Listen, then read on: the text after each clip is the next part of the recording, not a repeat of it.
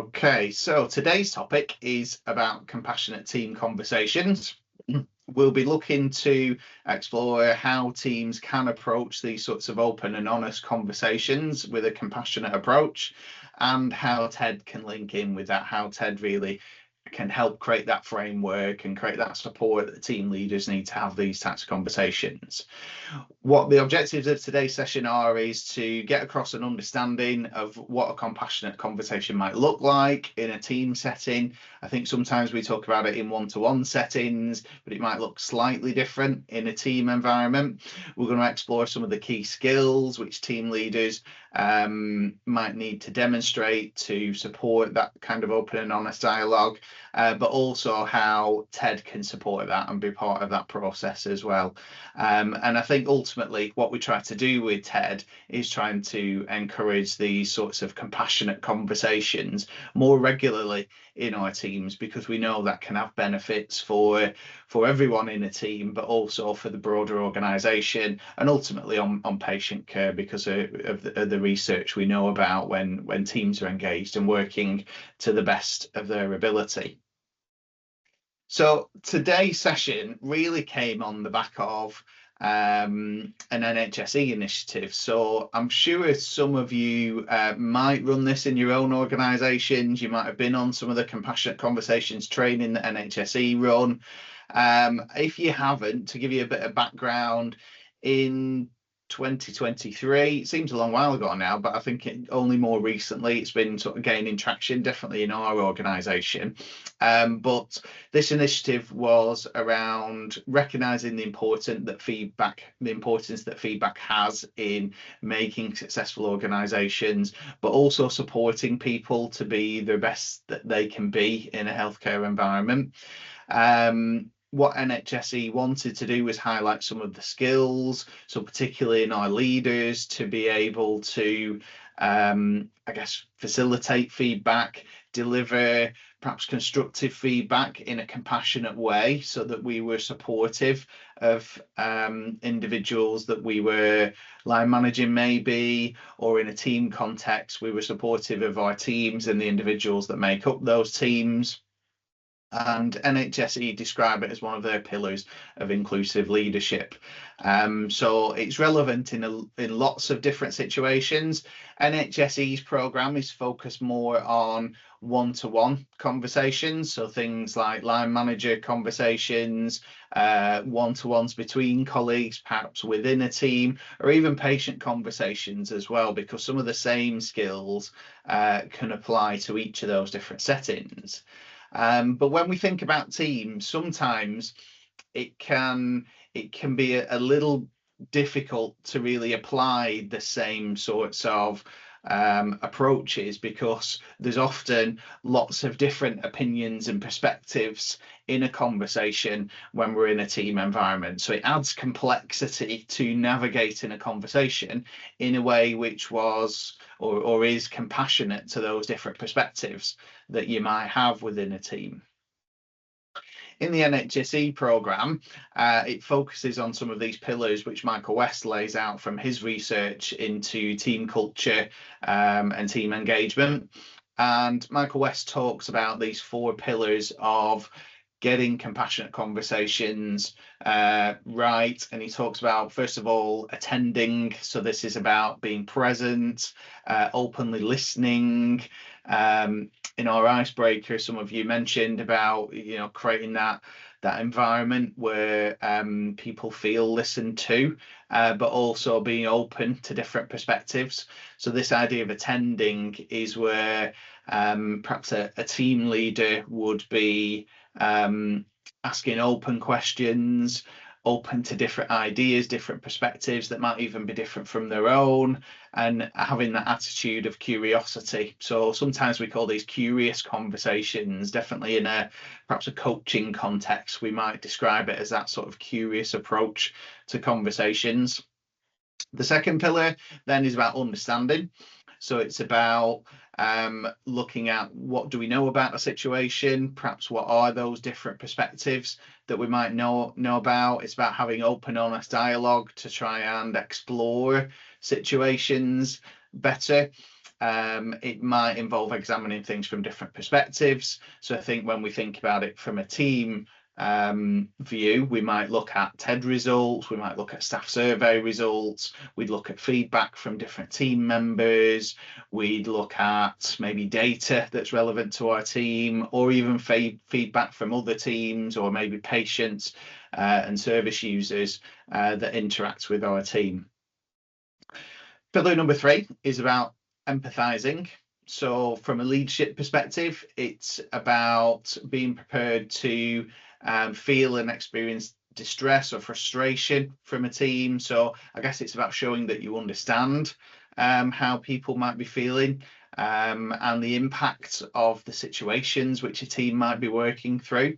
And sometimes this is where it can be really challenging in a team environment. Often these sorts of conversations can be quite emotive, and it's important to be able to recognize those emotions and not to dismiss them, but be open to how those emotions are impacting on us.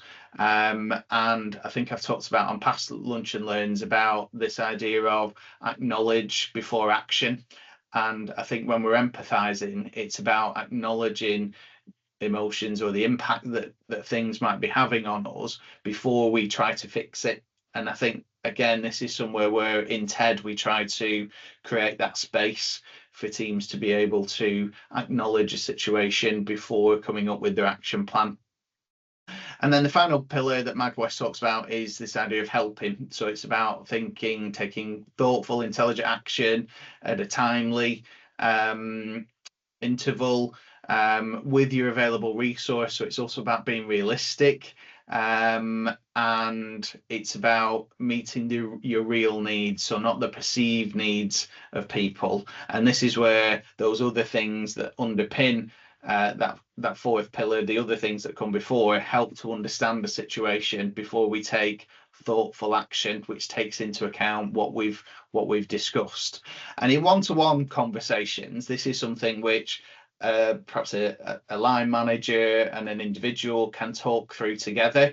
They can talk about their own perspectives, they can talk about the different factors that are influencing a situation, and they can decide on what those next steps are. But when we come into team environments, often there are lots of different perspectives, so it can be more tricky to navigate. The approach we take with TED is about using those team data insights to underpin those conversations.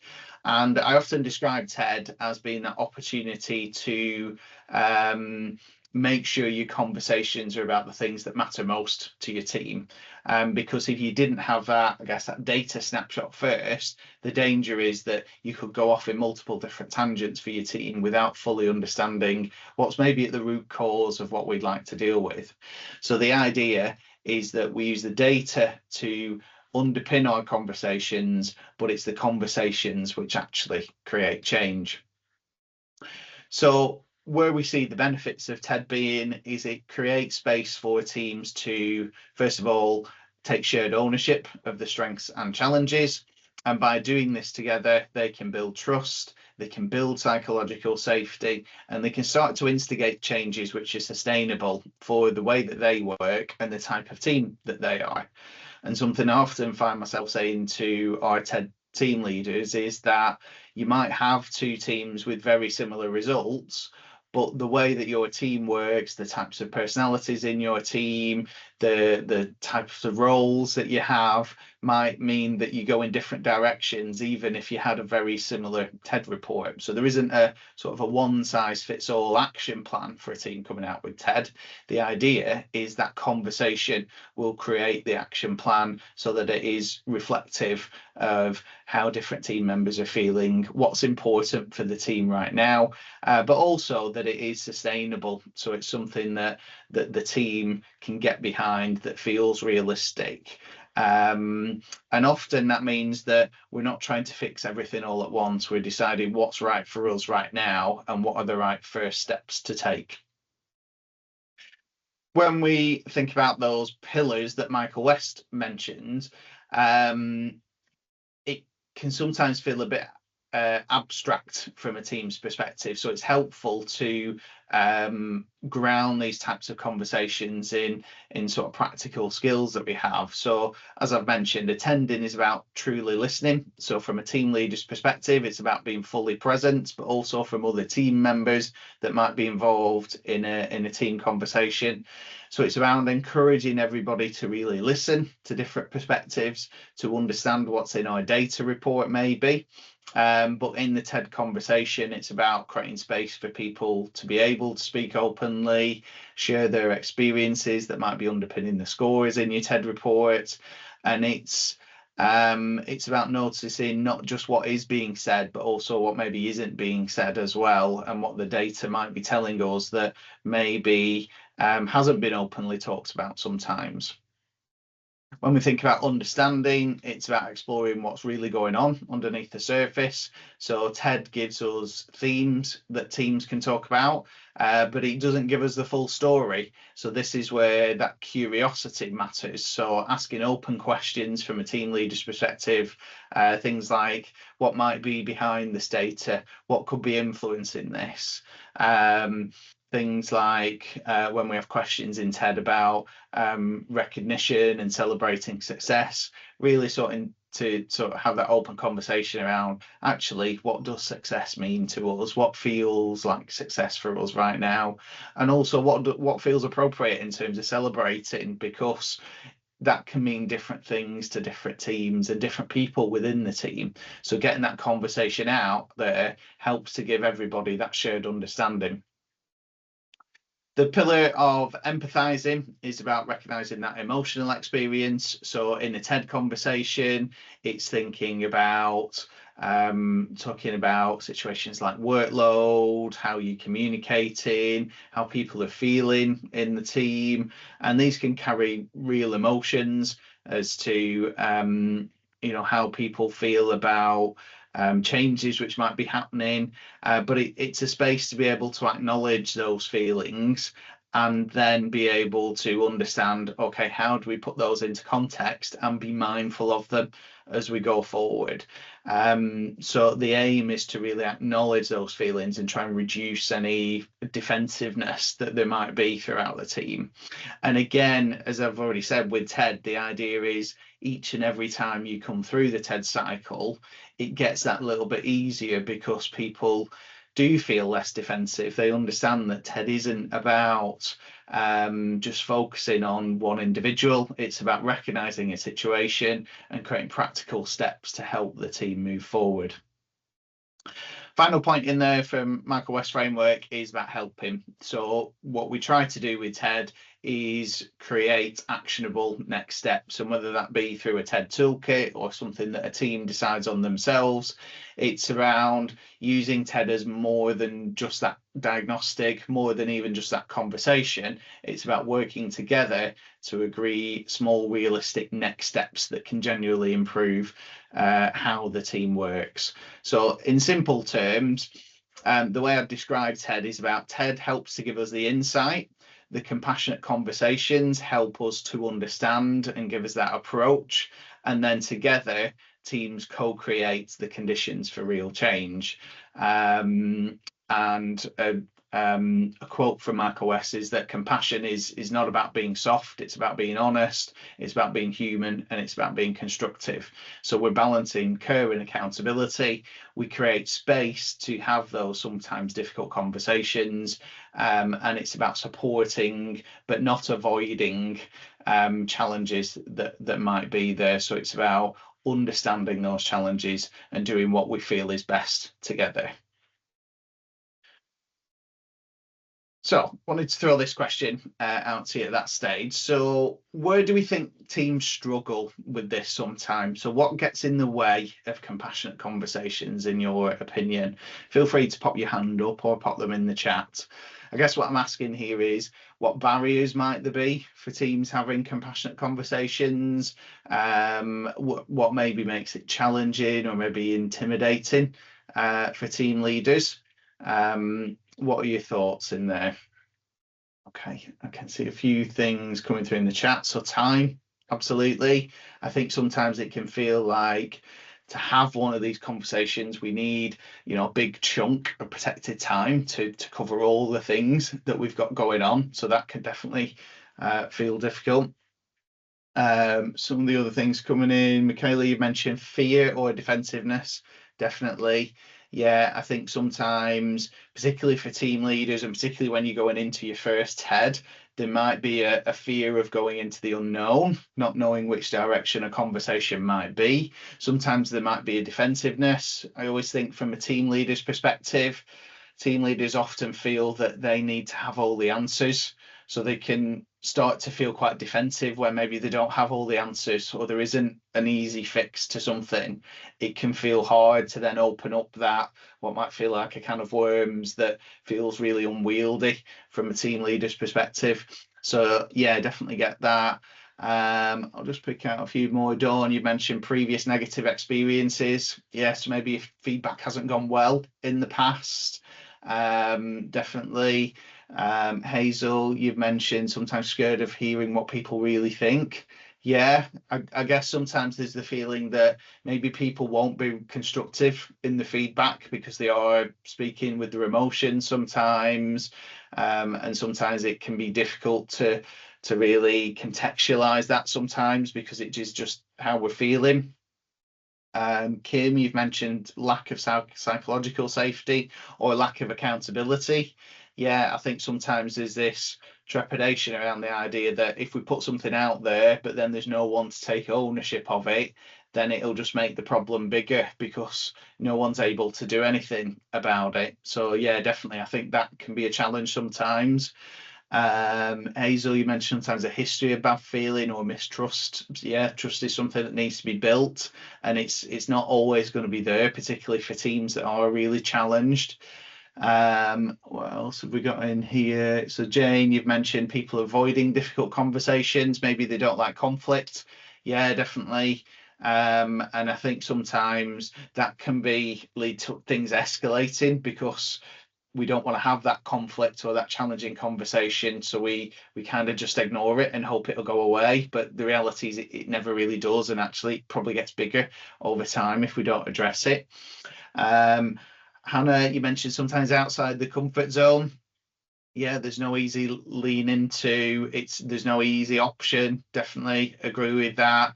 And I think sometimes, quite often, we see this in the NHS quite a lot, that people get into a leadership role without really any sort of prior training experience or support in how to have one of these types of compassionate conversations. What are the sorts of skills which they can do?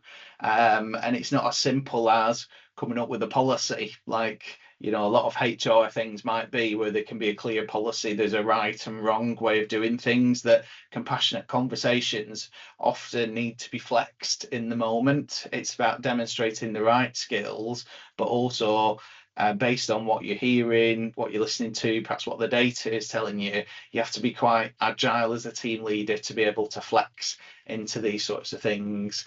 And finally, Hazel, you mentioned discomfort with vulnerability. Yeah, I think sometimes for leaders it can be hard to be vulnerable themselves, to sort of role model that vulnerability. And again, I think that comes often from team leaders having quite a lot of pride for their role and the position that they've got to in their career, and the idea that they might not have the answers can feel really difficult, I think, sometimes. So definitely in the first time a team does something like this, perhaps the first time a team does TED, it can feel like really putting yourself outside your comfort zone. And I guess that's where the likes of ourselves on the call today and other TED practitioners come in our role in trying to reassure team leaders that these sorts of conversations are the right thing to do. And even though they feel hard, they actually will make things feel easier in the future. And ultimately, I think it's a skill which you practice. You're not going to be perfect at it the first time you do it, but you can learn from that and you can get better at it. And again, this is where TED can help, because it gives some structure, some framework, and through the toolkits, it gives practical ways forward. I'll just bring in a few of the things that I'd come up with. I think you've mentioned all of these. So we mentioned sometimes that fear of conflict. So knowing that there's different opinions in a team might cause leaders to sometimes think, actually, I'm not going to broach that topic because I know it's quite controversial, maybe that there's conflicting views in the team. So sometimes that might be a barrier. Sometimes it's worrying about saying the wrong thing. So worrying that, oh, if I don't approach this right, am I going to make it worse rather than better? So there's that feeling that, oh, rather than approaching it, I'll just try and ignore it. We'll try and work past it and hopefully it'll go away. And the reality is quite often things don't do. Not sure if anyone mentioned this in the chat. Sometimes there's that concern that there's dominant versus quiet voices, and you'll only get those dominant views and it won't be reflective of everybody. You might have been told something in a one-to-one, but someone doesn't feel confident enough to share that in a team environment. So again, there's this concept of psychological safety. How do we create that? How do we encourage that in our teams? And I think sometimes one of the barriers can be the idea of a nothing will change mindset. And again, I think this can be quite common in a lot of NHS teams. I think we're in an industry where often we might have some team members who have been in the team for many years and they've maybe seen changes in the past and might have seen changes not work in the past. So there's this mindset that, oh, maybe something was tried 5-10 years ago, so it didn't work then, so why should we bother now? Is it ever going to change? So I think some of those challenges can make it really difficult, especially in a team setting, to have these sorts of compassionate conversations. Where TED can help to support these sorts of things. So when we think about conflict, first and foremost, conflict can be minimized somewhat with TED by taking that shared accountability approach, remembering and reminding the team that what is in your TED report is everybody's shared responsibility. And it's not about pointing the finger at any one individual. It's not about any one idea. It's about understanding that we all contribute to this picture that our TED report has told us about. So TED can help to mitigate, I guess, some of that conflict some of the time. Next one was around worries, worries around getting it wrong. So I think TED can help. The toolkits can definitely help because these are tried and tested approaches. They're recognised models, coaching tools, workshop activities. They're things that can help team leaders approach things in the right way.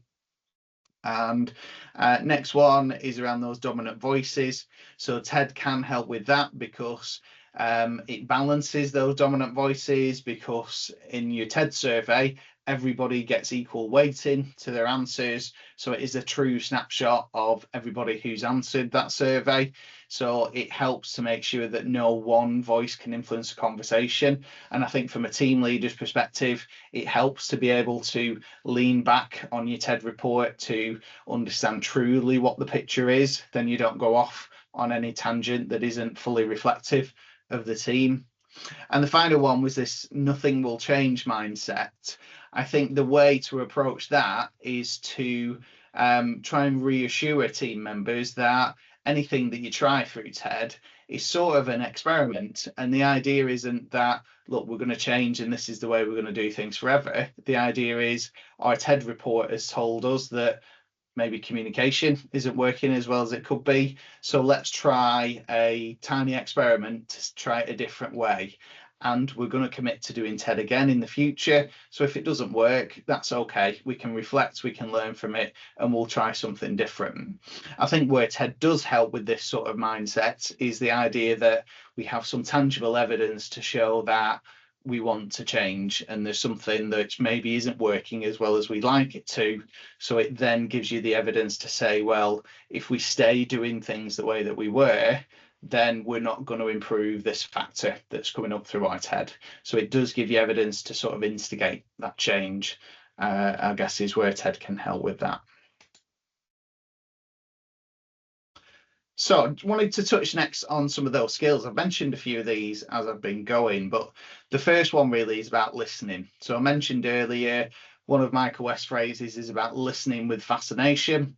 So it's about this idea that team leaders play an important role in creating the environment for compassionate conversations. So this first skill is about listening, not just to be able to respond to what people have said, but listening to really understand what's going on for people, or what people's feelings are. So in team conversations, especially when you're looking at TED results, it can be really easy, I think, to start to think, oh, how do I fix this? What do I say next? But what we encourage through TED, and what a lot of the toolkits encourage, is these sorts of compassionate conversations. So instead of jumping in, it's about giving people the space to speak. It's about not just noticing the words, but noticing the tone and the energy in conversations. And this is something where we might need to support our team leaders in thinking about that. It's about team leaders paying attention to what might be sitting underneath the surface, sometimes the things that are unsaid in team conversations. But often, something I often say to team leaders is the most powerful thing you can do is not interrupt. Let someone get it out, get those views out there, and then look at them objectively. And that's where TED can help, where looking through the comments in TED can help, because people have got those views out there, but you can then look at them objectively, rather than being sort of clouded by the sort of different emotions which might come from it. So things team leaders might say around this, it might be questions like this. So what I'm hearing is that workload feels overwhelming. Is this a correct view of it? Or you might just be sort of probing, asking these sorts of probing coaching style questions, where you're saying, what does that look like on a day-to-day basis? Maybe, can you explore that a bit more? Can you tell me a bit more about that? So it's about really asking questions to further understand. Next key skill for team leaders is about providing clarity. We're looking at it's about team leaders using the data as a starting point. So it's about when you're being compassionate, it's about being honest in a way that's constructive and respectful. It's about having that focusing on that shared understanding, and thinking around how can we be supportive here without blaming perhaps a behavior or something that's happened. And the way we can do this through TED is by asking questions like this one. So the data is suggesting X, Y, and Z. What do we think's behind that? The data is suggesting that we struggle to recognize success, maybe. So what sorts of things can we do? So it's opening up those avenues for constructive ideas, rather than focusing too much on what's gone before. So it's thinking around what opportunities are there next.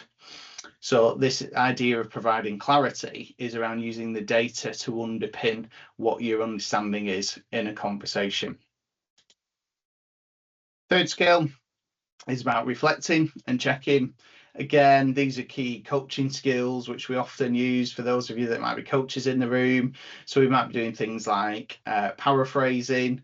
We'll be looking at themes that are coming out of our conversation. And in here, we might have questions like, have I got that right? Is my understanding of this that XYZ? You know, I'm hearing two different sides of an argument here. What does this tell us about the situation? So again, it's about acknowledge before action, but it's also helping the team understand as we go throughout those sorts of conversations. And final one that we've got in here is around being able to manage that challenge. So this is where sometimes conversations can feel most uncomfortable, but when team leaders open up team conversations, it's around recognizing those different views, sometimes recognizing disagreements or even pushback to certain ideas, and being I guess welcoming of those different perspectives, understanding that, you know, in any sort of team you will have diverse opinion, and that's a good thing that you've got that challenge. It helps make sure that your actions are more rigorous because they've been tested. And I think for team leaders it's important to not shut down those types of ideas. It's about, again, staying curious in the way you navigate those sorts of conversations, acknowledging differences, sometimes naming the tension, inviting further perspectives as well. And this is where someone mentioned it in the chat earlier. Sometimes it can help when team leaders can share their own vulnerability in this and perhaps share their own limitations sometimes in a way which helps the team see that it's okay, that, you know, we're not perfect in every situation. We do need to navigate things, often situations which we couldn't have planned for. And I think coaching style questions which leaders can ask on these situations can be things like this. So reminding the team that actually we're all in this for the same reasons. So even though we've got different ideas on what the next way forward might be, let's explore what could work. Let's think around actually what might be those tiny experiments that we try. What could we try next? And if that doesn't work, what other options have we got as a plan B or a future thing that we could try? So it's around bringing the team together around that shared purpose, I guess. And when we come back to TED, one of the things I often suggest to teams is if you're unsure which things to focus on first, get that shared purpose right in the first instance, and then you can sort of point all of your other actions towards that shared purpose and think around actually, you know, what is it that makes us provide the best possible patient care? How do we put that front and center of what we do? I'm reminded of a recent podcast I listened to with Sir Steve Redgrave, obviously successful Olympic rowing champion, and he talks about the decisions they made when they were in that rowing team. The question they asked themselves is, will it make the boat go faster? So every decision they made was focused on that key purpose, which is about making their boat as fast as it could be. And the same can apply in a healthcare team, in any sort of team really. If you get that shared purpose clear, all of your other questions can be answered by that idea of what helps us give the best possible patient care, or what helps us provide the best service that we can for our service users and other teams that we work with, maybe. Okay, so essentially what we're trying to do here and what we're trying to encourage our team leaders to do is create an environment where they can progress through these conversations. So it's about listening deeply, it's about being clear and honest and building that shared understanding, and then being able to navigate challenge constructively. So these sorts of things are sort of part and parcel of that culture that we want to build within our teams. So with TED, what we try to do, and what a lot of the toolkits try to do, is create this sort of framework. So first and foremost, we want to create somewhere where teams can co-create the solutions. We want them to think about what are realistic actions. I'm often saying to teams, TED's not your magic wand. It's not going to solve all your problems in a day, but what it will do is give you the right next steps to be able to work on. It's about agreeing ownership so that everyone feels involved, so that the process feels fair. And then I think the final bit there about following up is really important, so that teams know that it isn't just that one-off intervention. We're going to come back to it at some point, and we're going to learn, and we're going to get stronger from that, because some of the things we've tried might have worked, some of the things we've tried might not have worked, and that's okay. We can be comfortable with that because we've got that follow-up planned, and we're closing that feedback loop as well.